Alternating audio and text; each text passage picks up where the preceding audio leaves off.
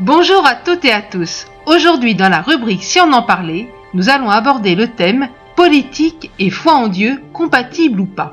Et pour cela, je reçois Emma Étoile-Courbet, qui est candidate aux élections législatives fédérales belges.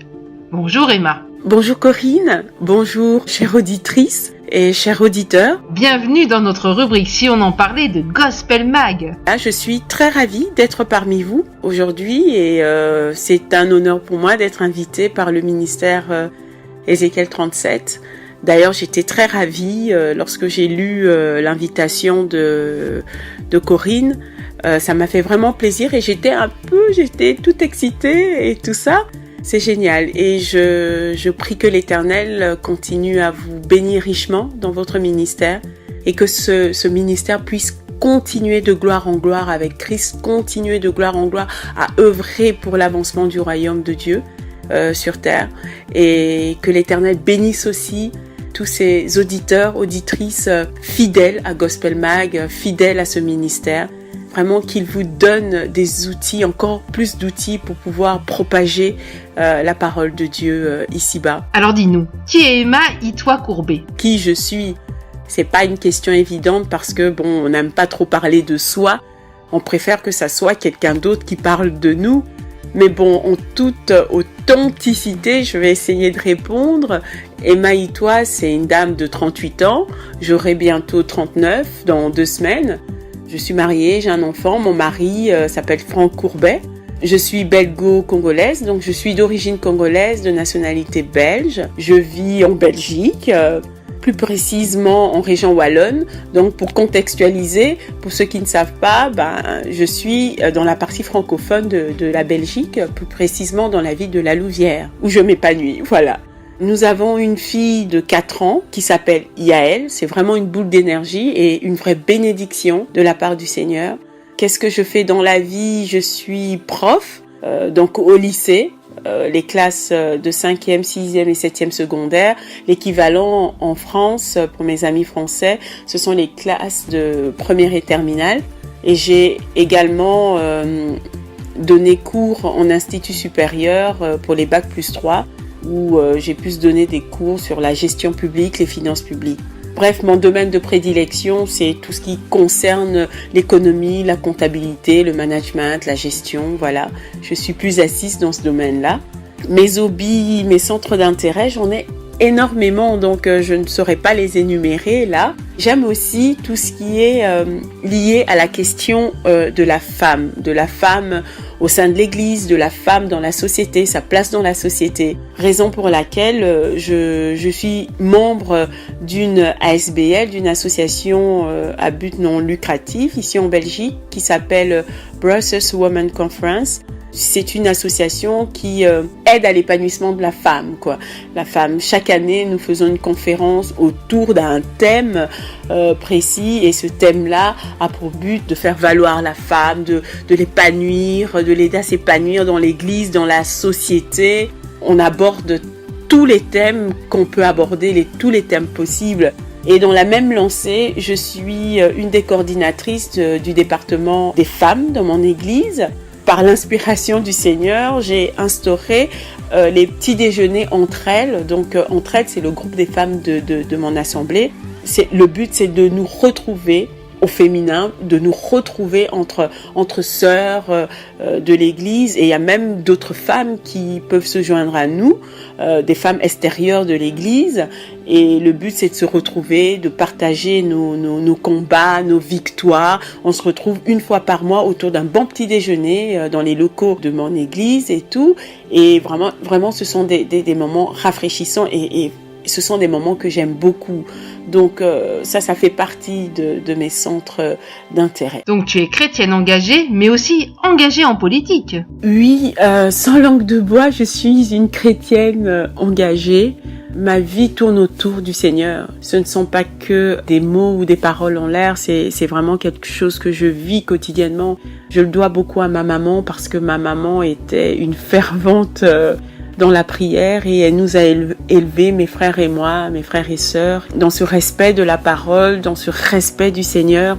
C'est vrai que lorsqu'on grandit, on devient ado, plus jeune, jeunes adultes, on fait nos expériences, mais le fait que ma mère nous a permis de grandir, de baigner vraiment dans cette atmosphère spirituelle, ça m'a préservé dans un sens aussi, et ça m'a permis de pouvoir rechercher toujours la face de Dieu, de continuer à vivre pour lui. Et donc je ne cache pas ma foi, même si, comme vous le dites, je suis engagée en politique aujourd'hui, je ne cacherai jamais ma foi parce que ma vie est basée d'abord sur le Seigneur. C'est le premier. D'abord Dieu et le reste vient ensuite. La parole nous dit que cherchez d'abord premièrement le royaume de Dieu et toutes choses vous seront données par-dessus tout. Donc c'est la même chose aussi dans ma vie. C'est d'abord Dieu et le reste vient après. Cet engagement dans la politique est pour toi une vision, un appel précis ou une prise de conscience? Écoutez, je vais pas dire que c'était un appel, non, parce que voilà, au fur et à mesure, j'ai appris à aimer, à me passionner de la politique. C'est toujours aussi un héritage de ma mère parce que lorsqu'on était petit, ma mère était tout le temps scotchée devant sa télé pour voir les JT, pour toujours s'informer ce qui se passait au niveau politique. Et mes frères et sœurs étaient là. Et c'est quelque chose qui a eu un impact en moi parce que en grandissant, j'ai toujours été intéressée à la question politique. J'aimais bien suivre les informations, savoir ce qui se passait au niveau politique. Et plus jeune, lorsque j'étais à Bruxelles, je commençais déjà aussi à participer à des campagnes électorales parce que j'allais dans certaines communes pour mettre les affiches de campagne. Donc cet engagement-là m'a poursuivi jusqu'à aujourd'hui. Je me dis, je ne suis pas quelqu'un qui aime subir les choses. Tu disais récemment sur le net que les citoyens n'ont plus confiance dans les politiciens. Il y a une part de vérité lorsqu'on dit que c'est un milieu corrompu. Alors comment évoluer dans celui-ci en tant que chrétienne? Aujourd'hui, je vois bon nombre de mes concitoyens subir. On vit dans un contexte un peu où le fatalisme a pris le dessus.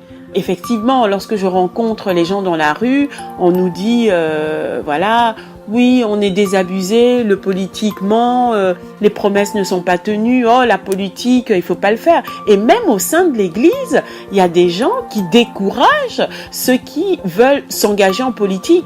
Moi, je dis que l'un n'empêche pas l'autre. C'est pas parce qu'on est chrétien qu'on doit avoir peur de la politique. Moi, je ne pense pas. Et dans la Bible, on voit bon nombre de personnages bibliques qui ont eu des rôles politiques. On a le roi David, on a Joseph en Égypte.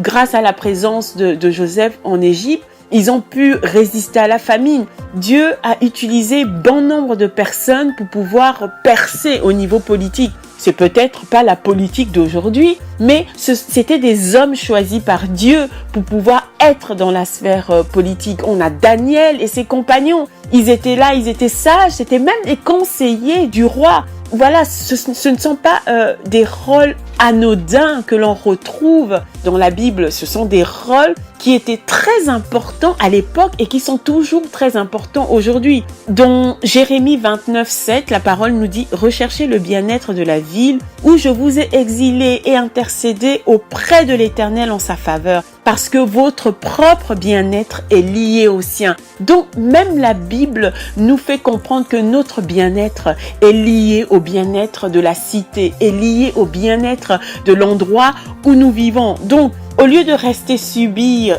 juste comme ça, moi j'ai décidé aussi de participer à cette vie politique dans la ville où je suis, dans la région où je suis, avec l'aide du Seigneur. À ton avis, qu'est-ce que Dieu en pense? Dieu nous demande de prier pour les autorités. 1 Timothée 2, de 1 à 4, on nous dit « J'encourage donc avant tout à faire des demandes, des prières, des supplications, des prières de reconnaissance pour tous les hommes, pour les rois et pour tous ceux qui exercent l'autorité, afin que nous puissions mener une vie paisible et tranquille, en toute piété et en tout respect.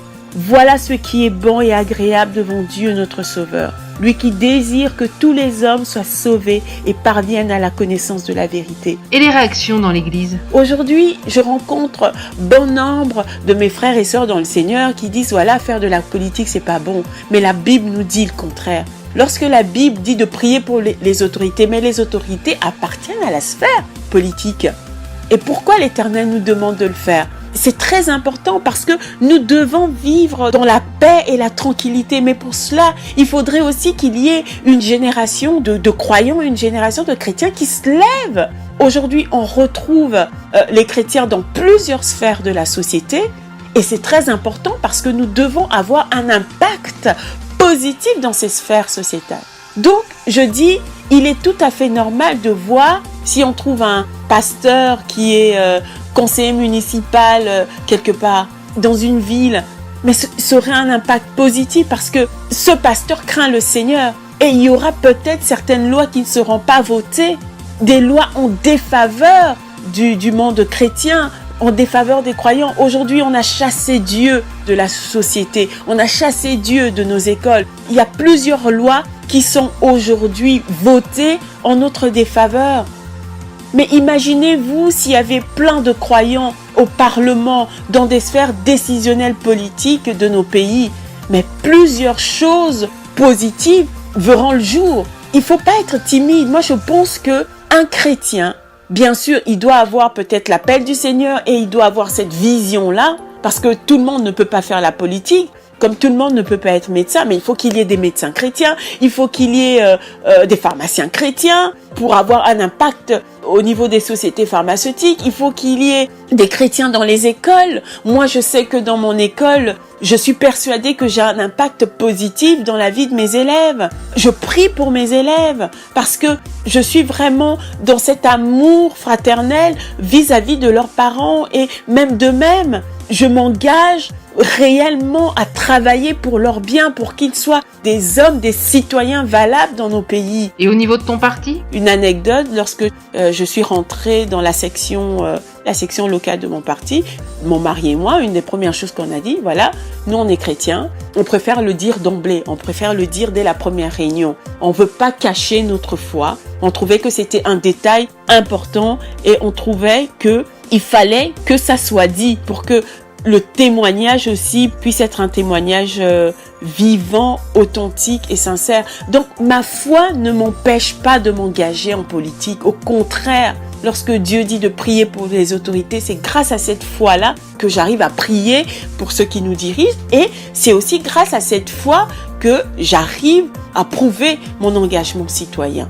Donc, être chrétien ne veut pas dire être apolitique, au contraire, bien au contraire. Dis-nous Emma, la prière fait-elle partie intégrante de ta vie, mais aussi de ta vie en tant que politicienne? Oui, la prière fait partie intégrante de ma vie parce que le Seigneur est tout pour moi. Je me dis, un croyant qui ne prie pas, il faut se poser des questions. Et lorsque je parle de prière, je ne parle pas seulement de la prière au matin, merci Seigneur pour la journée, ou de la prière au soir, Seigneur merci, garde-nous durant cette nuit. Non, c'est vraiment pas ça. C'est vraiment une partie intégrante de ma vie. Même si c'est pas toujours facile, ça c'est une réalité, mais Dieu nous demande de prier sans cesse. Et alors, j'essaye de respecter ce commandement, ce précepte de l'Éternel, malgré mes occupations, mon travail et les autres occupations que j'ai, malgré un agenda parfois très surchargé. Mais je trouve le temps de prier, je trouve le temps, oui, de remercier Dieu pour la vie qu'il me donne le matin, de remercier Dieu pour la vie, pour la soirée, pour la journée que j'ai eue. Tout au long de la journée, j'ai des moments où je mets une louange, ça peut être durant mon temps de table, je vais prier, ou encore un petit moment, ça sera peut-être rigolo, mais un petit moment aux toilettes, c'est aussi un moment où je peux élever une prière. Et je participe à des campagnes de jeûne et prière, des veillées de prière. Voilà, tout ça, j'agrémente ma vie chrétienne avec la prière. Et avec l'aide de Dieu, avec l'aide du Saint-Esprit, on s'accroche pour être consacré. Il n'y a que la prière, tout par la prière. Et pour résumer ma réponse à cette question, je dirais, Emma, c'est jamais sans la prière parce que c'est la base de tout. C'est le socle de ma vie. Voilà. Et ça doit être le socle de la vie de tout croyant dans le Seigneur. Accepterais-tu de nous partager ta dernière expérience avec Dieu? Ma dernière expérience avec Dieu, c'est vrai qu'on a des petites expériences comme ça quotidiennement où on voit le clin d'œil de Dieu par rapport à une situation. Mais un fait marquant, ça sera toujours lié à mon engagement politique. Donc, juste pour vous expliquer un peu le contexte, c'est que je m'étais présentée aux élections communales, donc municipales, pour mes amis français. Malheureusement, on n'a pas pu avoir le siège escompté. J'avais décidé pour ces élections régionales, fédérales et européennes, de ne pas chercher à me représenter pour des questions familiales. Je précise, mon mari également est engagé en politique avec moi, donc on s'était mis à l'écart. Après, j'avais quand même dit à Dieu, écoute Seigneur, nous on n'est pas partants pour nous engager, mais dans mon cœur, j'avais dit à Dieu, mais si tu veux vraiment que l'on s'engage, tu feras concourir toute chose, qu'on puisse s'engager à nouveau dans cette bataille électorale. Nous, on fera rien, on fera aucune démarche et tout. Quelque temps après ma prière, on reçoit un coup de fil du responsable régional du parti pour nous dire que voilà, il y avait eu le congrès électoral du parti auquel mon mari et moi, nous n'avions pas assisté du tout et on n'était pas du tout au courant de ce qui se passait. Et il dit voilà, pendant ce congrès-là, avec le président et tout, on a décidé que tu sois chef de file, la tête de liste pour ces élections qui arrivent. Je vous assure que j'ai paniqué et j'ai regardé le ciel parce que je me disais, nous on voulait pas s'engager du tout et j'avais juste fait cette petite prière dans mon cœur. Et on n'avait même pas agi en fonction pour qu'on puisse nous appeler. Non, mais rien de tout ça. On s'était même pas informé non plus de ce qui se passait. On était sans information. On était vraiment loin de tout ça. Moi, je dis toujours pour ces élections, c'est l'Éternel qui est venu me chercher, qui a mis dans le cœur de mes responsables politiques mon nom et qu'il est venu me chercher pour que je puisse être tête de liste. Et pour moi, c'est non seulement un honneur que l'Éternel ait pensé à moi, parce que pour moi, littéralement, c'est Dieu qui a pensé à moi et qui a mis mon nom dans leur cœur pour qu'ils puissent me désigner.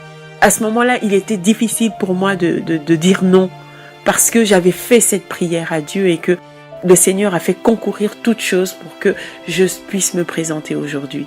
C'est pour ça que mon but, c'est de bien faire cette campagne et je le fais avec joie et je bénis l'Éternel pour cette opportunité qu'il m'a donnée. Alors Emma, quel mot d'encouragement veux-tu laisser à nos auditeurs et nos auditrices? Un mot d'encouragement pour vous, c'est vivez vos rêves avec Dieu, vivez votre vision avec Dieu, vivez votre appel avec Dieu et que faites toujours de Dieu votre allié. Et ça, c'est quelque chose que moi-même, j'essaie de faire quotidiennement. Même dans cet engagement, dans cette voie que j'ai prise en politique, je veux que l'Éternel puisse être mon allié dans les décisions, dans mes actions. Ça, c'est un mot d'encouragement que je vous donne. Vraiment que l'Éternel, lui qui n'a que des projets de paix pour nous et dans de malheur, soit vraiment votre allié. Vivez à fond votre appel, vivez à fond vos projets, vivez à fond vos engagements, vivez à fond votre vision. Mais mettez toujours l'Éternel au centre de tous ces projets, de toutes ces visions, de tous ces engagements que vous pouvez avoir. Parce que c'est ça. C'est l'Éternel qui est la clé de notre succès à tous. Un grand merci Emma, et que pour ces élections, la volonté de Dieu s'accomplisse. À très bientôt. Que Dieu vous bénisse. Voilà les amis, j'espère que cette interview vous aura interpellé. N'hésitez pas à nous faire un feedback en nous écrivant sur sdv.mfpg@gmail.com. Et sinon, on se retrouve la semaine prochaine, même heure, même antenne. Bye bye.